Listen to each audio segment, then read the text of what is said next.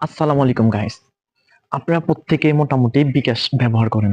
কিন্তু আমি বলব আমি আপনাদের সবার বিকাশের পাসওয়ার্ড জানি। কিভাবে জানি? চলুন দেখা যাক। বিকাশ প্রতারকরা ঠিক এইভাবে পাসওয়ার্ড গুলো আমাদের থেকে কেড়ে নেয় আর আমাদের টাকাগুলো কেড়ে নেয়। চলেন কথা না বাড়িয়ে চলে যাই। আপনি সর্বপ্রথম আপনার যে বিকাশ পাসওয়ার্ডটা, ওই পাসওয়ার্ডটা আপনি ক্যালকুলেটরের মধ্যে তুলুন। ওরা কিভাবে বলবে? ঠিক এইভাবে বলবে যে আপনি আপনার বিকাশ পাসওয়ার্ডটা আপনি তুলুন। ধরে নেন আপনি আপনার বিকাশ পাসওয়ার্ডটা তুললেন, ক্যালকুলেটরের মধ্যে তুললেন। তোলার পরে এখন সে বলবে আপনি ওইটার সাথে ২০ এবং ৩০ এই ২ টা সংখ্যা আপনি গুণ করেন। গুণ করার পরে যে একটা ফলাফল আসবে ওইটা আমাদেরকে বলুন। ওইটা ধরে নেন আপনি বিকাশ প্রতারককে এখন বলে দিলেন। আপনার পাসওয়ার্ডের সাথে ২০ তারপরে ৩০ এই ২ টা পাসওয়ার্ড আপনি বলে দিলেন। দেওয়ার পরে এখন ওরা কি করবে? এটাকে ভাগ দিবে।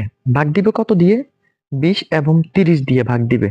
২০ এবং ৩০ দিয়ে ভাগ দিলে দেখা যাচ্ছে আপনার বিকাশ পাসওয়ার্ডটা ওর কাছে চলে গেছে। আপনিও দেখেন।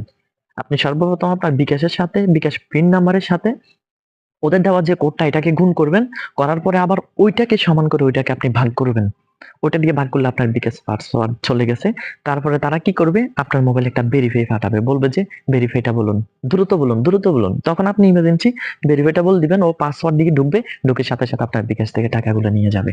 এইটা হচ্ছে প্রতারকদের ফাঁদ। এটাতে আমি একবার পড়ছিলাম। পড়ার পরে এখন আমি শিখলাম। তো আপনারা হয়তো যারা পড়েন নাই তাদের জন্য একটা শিক্ষণীয় বিষয় হয়ে গেল। আর যারা পড়ে গেছেন তারা তো সতর্ক হয়ে গেছেন। সো ভিডিওটি ভালো লাগলে কমেন্ট করবেন, লাইক করে জানাবেন। নেক্সট টাইম আরো একটি নিয়ে আসবো ইনশাআল্লাহ।